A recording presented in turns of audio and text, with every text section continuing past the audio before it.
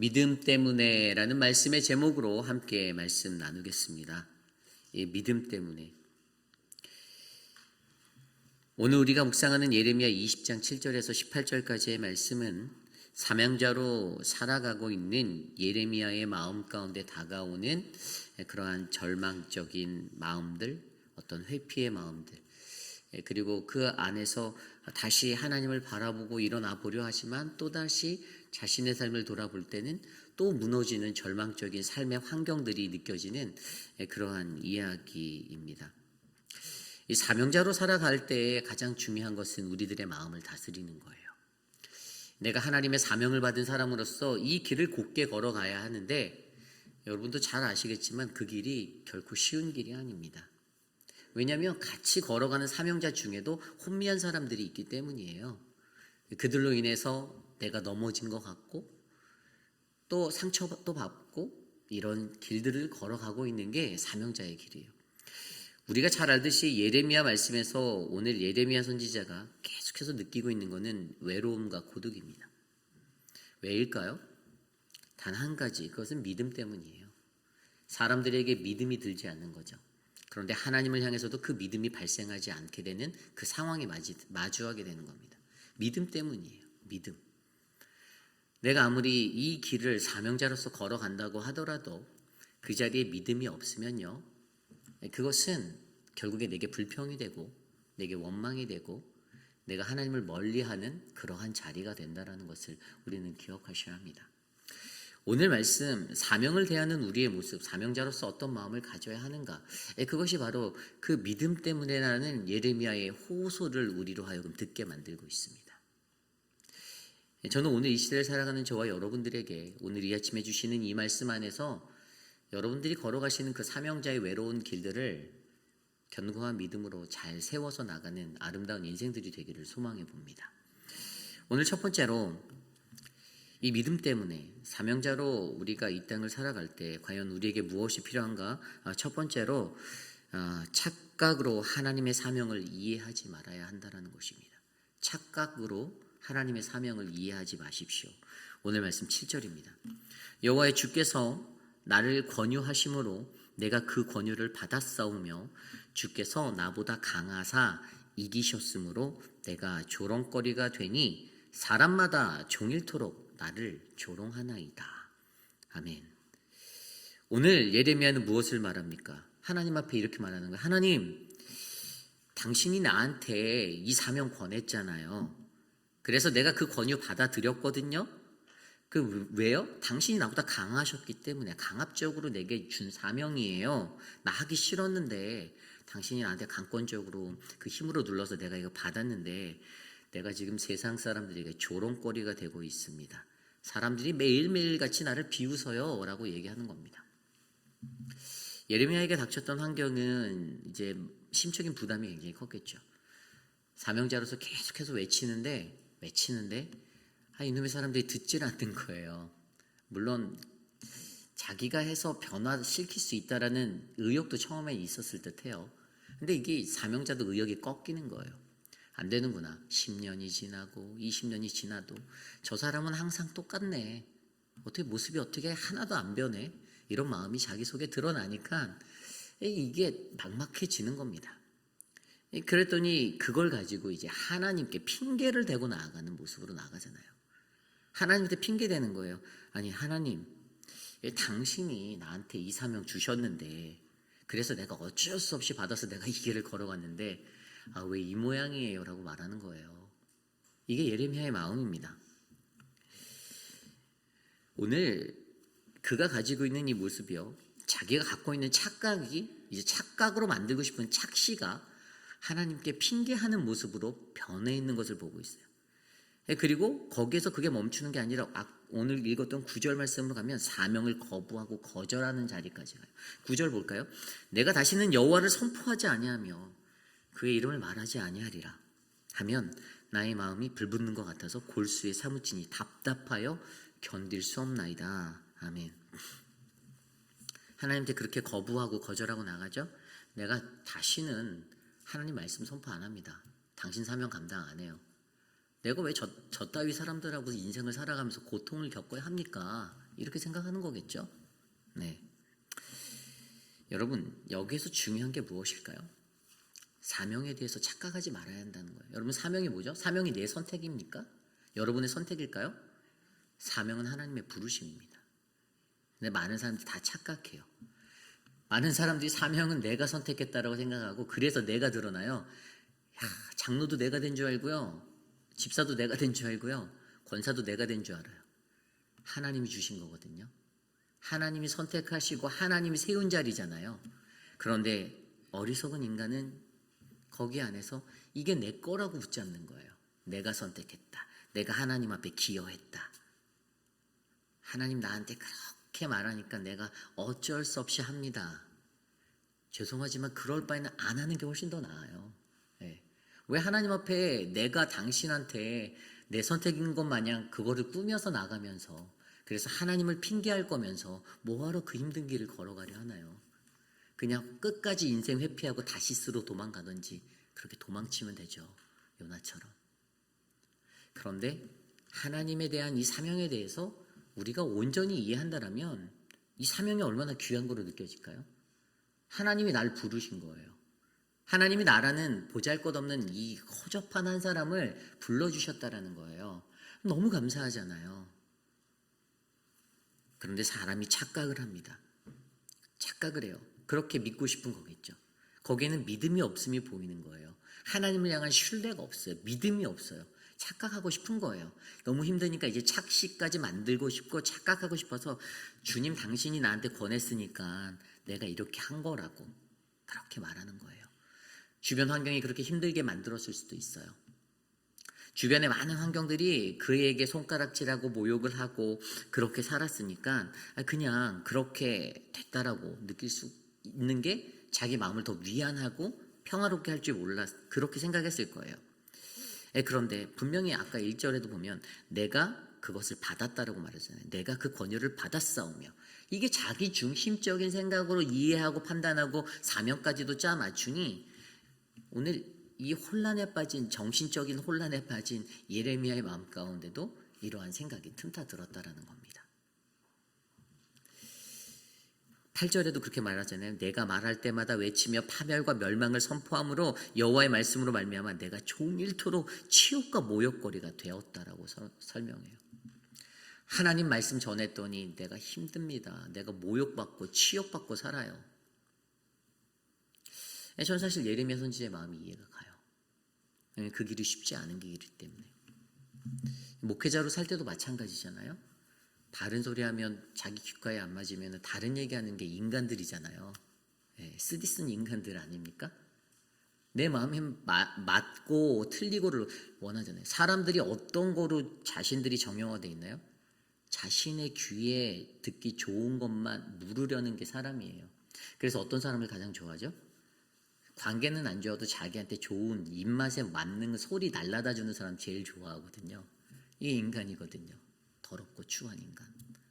그런데 그 버릇이 못 고쳐지는 거죠. 자기가 살아남고 생존하기 위해서 공동체 안에서 그거로 살아남으려고 발버둥 치는 인간들이 있거든요.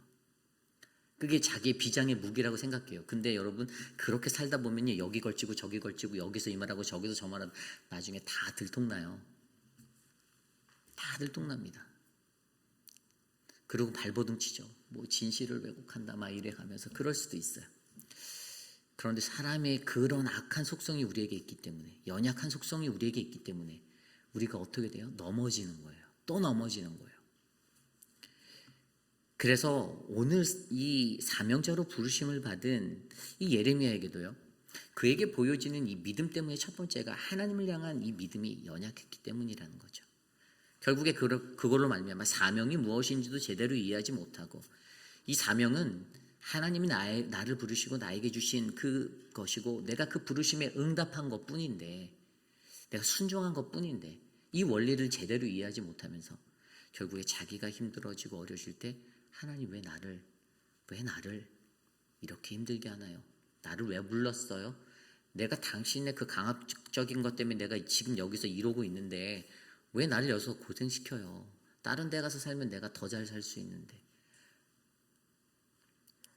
그러므로 가장 먼저 우리에게 중요한 것은요, 저와 여러분들에게 주어진 사명을 바르게 이해하셔야만 합니다.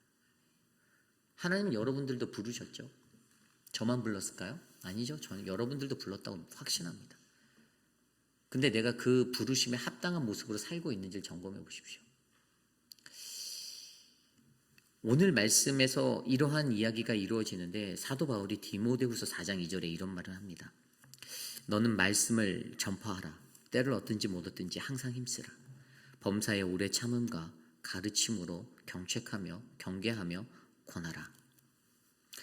내가 하나님의 말씀을 다시는 전하지 않겠다라는 어리석은 사명자, 그 사명자를 향해서 전하시는 말씀이라고 생각합니다. 하나님의 말씀을 내가 전하지 않겠노라. 자기 기분이 상했다는 거예요. 내가 너무 힘들다는 거예요. 이제 그만하겠다라는 거예요. 사실 저에게도 오늘 이 말씀이 굉장히 깊이 있게 다가와요. 무너지고 절망적인 순간 내가 왜 이런 사람들과 함께 살아야 하나라는 생각이 찾아올 때에도 하나님에게 제게 말씀하시는 게 너는 말씀을 전파하라. 때를 얻든지 못 얻든지 전파하라. 저는 오늘 이 사명이 여러분들에게 있길 간절히 소망합니다. 이러한 사명자로 거듭나시는 우리 모두가 되기를 소망합니다. 오늘 두 번째로 믿음 때문에 두 번째 것은요, 바로 하나님을 향한 믿음을 잃지 말아야 한다는 것이에요. 오늘 말씀 12절 말씀에 이렇게 나와 있습니다. 10절 이후부터 보겠습니다. 10절 이후입니다. 나는 무리의 비방과 사방이 두려워함을 들었나니 그들이 이르기를 고소하라. 우리도 고소하리라 하오며 내 친함부터 다 내가 실족하기를 기다리며 그가 혹시 유혹을 받게 되면 우리가 그를 이기어 우리 원수를 갚자 하나이다. 이 궁핍하였던 자신의 삶을 돌아보니까요, 주변 사람들도 믿을 사람이 한 놈도 없다라는 겁니다. 내 친한 법도 다 내가 실족하기를 속으로 바라고 있다는 거예요. 얼마나 간사합니까? 이게 이 시대를 살아가는 저와 여러분의 모습일 수 있어요. 그리스도인의 모습이 이럴 수 있어요. 겉으로는 나이스한 척하면서 뒤에서는 그래 어떡하나 보자 이런 꿍꿍이를 생각하는 아주 못된 신자들도 분명히 있습니다. 그런데 이러한 모습들에 이제 절망이 찾아오겠죠. 사람들도 신뢰할 수 없습니다. 주변을 봤더니 믿을 사람 하나가 없다는 거, 외롭다라는 것을 느끼는 겁니다. 거기에다가 10절 아까 읽었던 말씀에 그들이 고소한다라고 협박까지 합니다. 위협도 받아요. 친한 친구도 나의 실족을 기다리고 있고 어떠한 것도 믿을 것이 하나도 없다라고 느껴지는 사면이 꽉 막힌 그 막막함이 느껴질 때 11절 말씀에 이렇게 나오죠. 그러하오나 여호와는 두려운 용사 같으시며 나와 함께 하심으로 나를 박해하는 자들이 넘어지고 이기지 못할 것이오며 그들은 지혜롭게 행하지 못함으로 큰 치욕을 당하오리니 그 치욕은 길이 잊지 못할 것이니이다. 12절입니다. 의인을 시험하사 그 폐부와 심장을 보시는 만군의 여호와여 나의 사정을 주께 아뢰었은즉 주께서 그들에게 보복하심을 나에게 보게 하옵소서. 이게 예레미야의 마음이에요. 같이 믿는 믿음의 길을 걸어가는 이들이 나를 핍박하고 나를 어렵게 할 때 내한테 어떤 음해를 하고 어떤 악한 것들로 나를 수렁에 빠뜨리려고 계략을 짜고 수군거림과 비방과 이러한 모습의 것들이 그의 사명자의 눈에 들어올 때 여러분도 이런 마음 느끼실 거 아니에요? 그렇잖아요? 안 그러세요? 안 느껴지시나요? 내가 원래 그래서 나는 그런 거 안 느껴지신다고 생각하시나요? 그런 게 느껴질 수밖에 없죠. 네. 그게 정상이죠. 지극히 정상적인 사람이죠. 그런데 그러한 것들을 느끼는 와중에서도 어떠한 것에 대한 믿음도 실을 수 없는 그러한 마음이 느껴지는 그 상황 속에서도 그가 고백했던 것이 무엇입니까? 주께서 그들을 보복하여 주세요라고 하나님께 의뢰하는 예레미야를 바라봅니다. 사실요, 오늘 말씀이 저는 샌드위치라고 보거든요. 앞쪽에 7절부터 9절까지 그리고 10절부터 13절까지 그리고 14절에서 마지막까지 이게 보면 예레미야가 정신이 왔다 갔다 해요. 하나님한테 좀 실망했다가 다시 하나님 이러고 딱 갔다가 뒤에 또 정신줄 놔요. 뒤에 보면요. 왔다 갔다 합니다. 재밌어요 아주. 네. 잠깐 정신이 제대로 돌아왔어요. 사명자로서 다시 하나님을 의지하는 거예요. 하나님을 향한 믿음을 잃지 말아야 된다는 그걸 우리에게 보여주면서 여러분 하나님에 관한 그 믿음을 잃지 않는 거 저와 여러분 너무 잘 알죠. 그러니 그게 과연 무엇일까요? 제가 오늘 이 말씀을 고민하다가 출애굽기 4장 말씀이 생각났어요. 출애굽기 4장 1절부터 4절까지 말씀에 보면 하나님께서 모세를 부르시고 모세가 자기 자신 없음을 하나님께 표현합니다. 4장 1절부터 4절입니다. 모세가 대답하여 이르되 그러나 그들이 나를 믿지 아니하며 내 말을 듣지 아니하고 이르기를 여호와께서 내게 나타나지 아니하셨다 하리이다. 모세가 하나님의 부르심 앞에 말하는 거야. 하나님, 저 사람들이 나를 믿지 않아요. 하나님, 내 말 듣지도 않습니다. 그리고 그 사람들이 나한테 말할 때 여호와는 너랑 같이 안 하셔. 너에게 능력이 없어라고 사람들이 얘기하는 거예요. 하나님이 부르신 자리에 사명자의 자리인데. 그리고 2절에 4장 2절에 여호와께서 그에게 이르시되 내 손에 있는 것이 무엇이냐. 그가 이르되 지팡이니이다. 여기서 중요한 것은 내 손에 있는 것이 무엇이냐입니다. 여러분들의 손에 있는 것이 무엇입니까? 하나님의 사명자로 살아갈 때 여러분의 손에 무엇이 들려있냐가 정말 중요한 거예요. 여러분의 손에 무엇이 있죠? 전화기가 들려있나요? 아니죠. 하나님의 말씀, 복음이 들려있어야죠. 그거 아닌가요? 하나님이 능력을 주시고 권세를 주셔서 내 손에 뭐가 들렸냐고 물어보시는 거예요. 근데 모세는 자신이 없는 거예요. 사람들이 날 믿지 않아요. 사람을 바라봅니다. 저 사람들이 날 믿지 않아요. 내가 말했는데 안 들어요. 귀뚱해도 안 듣습니다. 내 말을. 그러니까 자신이 없다라는 거예요. 근데 하나님은 그의 손에 있는 내게 쥐어진 그 지팡이를 보라는 거예요. 내가 너의 지팡이가 되어주겠다라는 거예요. 3절 말씀에 4장 3절에 여호와께서 이르시되 그것을 땅에 던지라 하심에 곧 땅에 던지니 그것이 뱀이 되었다라고 말하잖아요. 바로 앞에서 뱀이 됩니다. 모세가 뱀 앞에서 피함에 4절입니다. 여호와께서 모세에게 이르시되 내 손을 내밀어 꼬리를 잡으라. 그것을 잡으니 그 손에서 지팡이가 된지라. 아멘.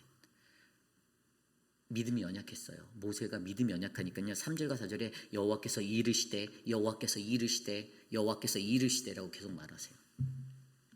그의 연약한 믿음을 바라보고 지팡이가 뱀이 되고 뱀이 지팡이 되는 그 기적이 하나님의 손에 달려있는데 그걸 믿지 못했던 거예요. 그 하나님을. 6절 이후에 가면은 또 다른 이야기가 나오잖아요. 그것을 가지고 어떻게 하라고요?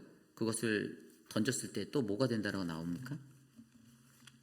이 출애굽기 4장의 이후에 보면요. 그 6절에서도 동일하게 하나님께서 8절에 보면요. 여호와께서 이르시되 만일 그들이 너를 믿지 아니하며 그 처음 표징을 받지 아니하여도 나중 표징을 믿으리라. 하나님께서 분명히 그에게 사명자를 부르실 때는 우리에게 표징을 주셨어요. 권능을 주셨어요. 근데 그것을 믿지 않고 살아가는 자들. 그런데 그러한 이들에게 하나님은 분명히 어떻게 해요? 이것들을 돌파할 수 있는 능력을 다 주셨음에도 불구하고 우리가 믿지 않는다라는 겁니다. 그 하나님을. 이게 문제인 거죠. 그래서 아까 출애굽기 4장 4장 5절에 보면 이러한 구절이 나와요. 이는 그들에게 그들의 조상의 하나님, 아브라함의 하나님, 이삭의 하나님, 야곱의 하나님 여호와가 내게 나타난 줄을 믿게 하려 함이라. 이게 답입니다. 못 믿었다라는 거죠. 모세가 안 믿었다라는 거예요. 우리가 하나님을 믿지 않음으로 인해서요. 우리는요. 그분 앞에 좌절하고 절망하고 원망하고 불평합니다. 그게 내 믿음이에요. 저는 오늘 이곳에 계신 저와 여러분들이요. 어떻게 해요? 하나님을 향한 그 믿음을 잃지 않기를 소망합니다. 여러분 손에 들려있는 게 무엇입니까? 잘 들여다보세요.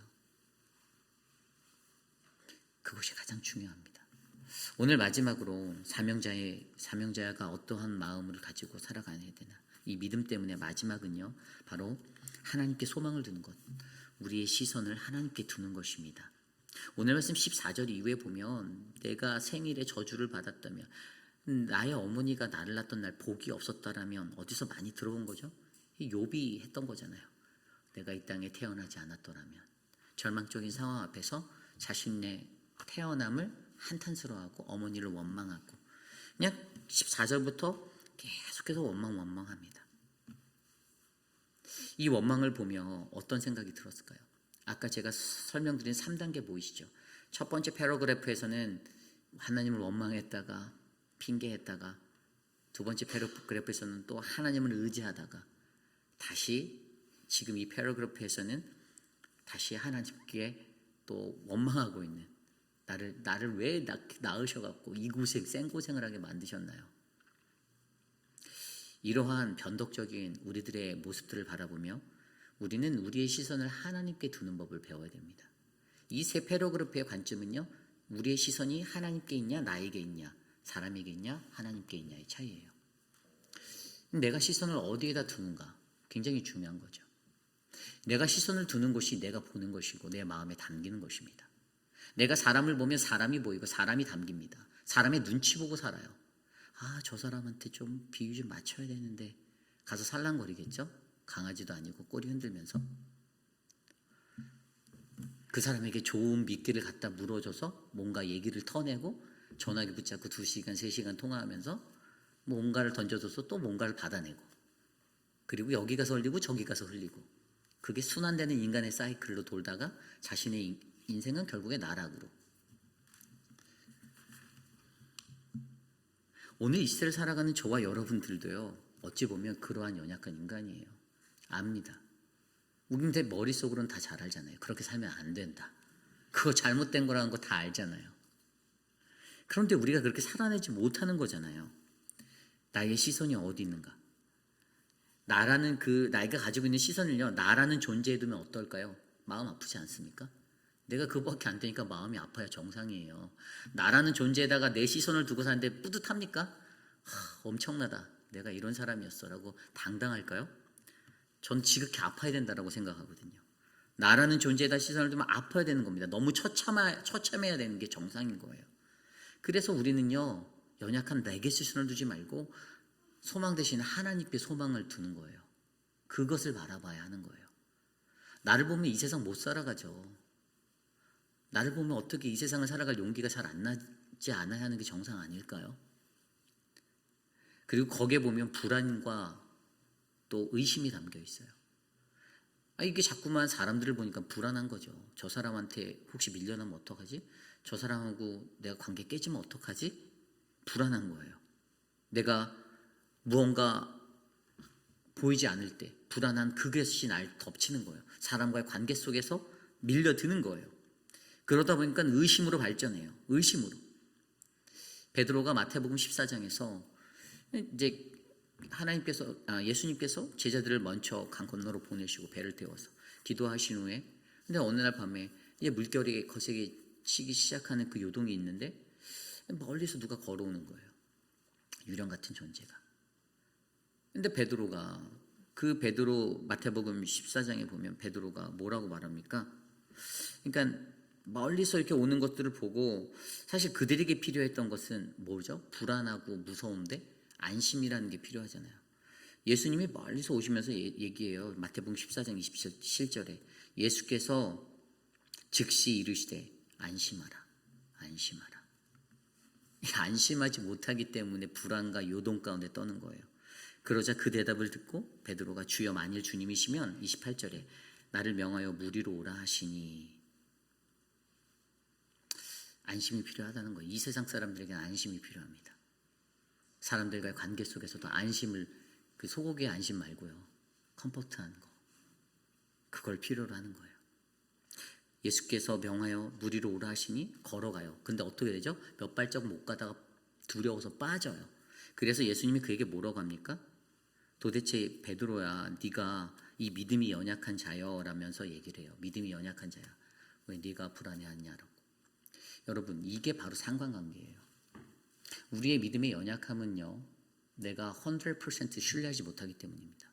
의심했기 때문이에요. 그게 불안 때문이든 두려움 때문이든 무엇 때문이든 내게 의심이 쌓여갈 때 우리는 그 호수의 물에 빠질 수밖에 없어요. 예수님이 나에게 손을 내밀으시고 이리로 오라고 하실 때 믿음으로 걸었더니 몇 발짝 갔어요. 근데 거기에서 의심이 들기 시작하니 그대로 빠져버리는 베드로를 경험하는 겁니다. 그때 예수님이 손으로 붙잡아서 낚아채 주셨죠. 구원하여 달라고 소리쳤습니다. 베드로가 날 좀 구원해 주십시오. 우리의 시선을 하나님께 두는 것, 하나님께 소망을 두는 것, 이것은 전적인 믿음을 원합니다. 오늘 잠깐 믿고, 내가 오늘 아침 8시부터 10시까지만 주님 믿고요, 11시부터는 내가 내 라이프 사이클대로 밖에서 좀 지내다가 내일 새벽에 다시 올게요. 이게 아니라는 거예요. 믿음이 얼마나 중요한지. 우리가 잘 알고 있는 신학자 A.W. 토저가요, 우리의 영혼이 하나님을 응시하는 것이 믿음이다라고 말합니다. 사람을 응시하는 게 아니라 하나님을 응시하는 거예요. 이걸 아셔야 합니다. 그러므로 저는 저와 여러분들의 삶 가운데 우리를 향한 하나님의 그 은혜가 하나님을 향한 시선으로 고정되어지기를 소망합니다. 시편 43편 5절 말씀에 내 영혼아 내가 어찌하여 낭망하여 어찌하여 내 속에서 불안해하는고 너는 하나님을 바라라. 하나님을 바라라. 나는 내 얼굴을 도우시는 내 하나님을 오히려 찬송하리로다. 아멘. 하나님을 바라보시길 바랍니다. 사람 보지 마십시오. 여러분 우리 인생을 한번 돌아볼까요? 저는 44년밖에 안 살았지만 믿을 것은 사람이 아니다라고 늘 생각하는 사람입니다. 왜냐하면 사람들 믿다가 낭패도 많이 받고 사람 믿고 갔더니 그 사람한테 온갖 것 다 쏟아 놓았더니 이 사람이 그래 절대 말 안 해 이러면서 가서 다 얘기하잖아요. 왜냐하면 이거로 해야지 살아가는 그 생명력이 이거인 사람들이 많기 때문에. 그러니까 사람은 믿을 게 못 된다는 거예요. 어차피 사람들은 나한테 감언이설로 내가 지켜줄게. 나만 믿어. 아무에게도 얘기 안 해. 그런 혼미함을 가지고 살아가는 이들이 세상에 너무 많기 때문이죠. 근데 저는 그들도 똑같다고 봐요. 그들도 얼마나 불안하고 얼마나 두려우면 얼마나 이 세상에서 살아남으려면 그렇게 발버둥을 칠까. 참 하나님이 그러한 우리들을 보고 이곳에서 엎치락 뒤치락 살아가는 우리들을 보고 왜 나는 너희에게 믿음에 대해서 얘기해 주는데 너희는 그 믿음을 자꾸만 인간에 관한 것으로 채우려고 하니라고 우리에게 말씀하신다라고 느껴집니다. 여러분 우리가 이 땅에 살아가면서 사명자로 부르심을 받았다라고 믿으신다라면 믿음 때문에 좌절하지 않길 소망합니다. 사람과의 믿음 때문에 상처도 받지 않길 소망합니다. 오히려 하나님을 향한 그 믿음을 날마다 늘려가는 거룩한 인생들이 되시기를 진정으로 제발 부탁드립니다. 오늘 거룩한 주신 말씀을 놓고 함께 기도하기 원합니다. 하나님, 우리가 사명자로 살아갈 때 사명을 대하는 마음이 어떤 마음이 되어야 할까요? 우리는 어떤 모습으로 이 땅을 살아야 진정한 하나님의 사명자들이 될 수가 있겠습니까? 사명의 목적은요, 하나님을 영화롭게 함에 있습니다. 요한복음 17장 4절 말씀에 아버지께서 내게 하라고 주신 일을 내가 이루어 아버지를 이 세상에서 영화롭게 하였사오니. 예수 그리스도가 말씀하신 자신의 사명의 목적은 하나님을 영화롭게 함이었습니다. 내가 얼마나 내가 받은 사명대로 하나님을 영화롭게 하고 살고 있는지 조심스레 오늘 하루 저와 여러분들의 삶을 들여다보시고 묵상해보시고 점검해보시는 하루가 되기를 소망합니다. 그러한 마음으로 함께 기도합니다. 하나님 내게 그 은혜를 베풀어 주십시오. 사명자를 향한 그 걸음을 지켜주시옵소서. 함께 기도합니다.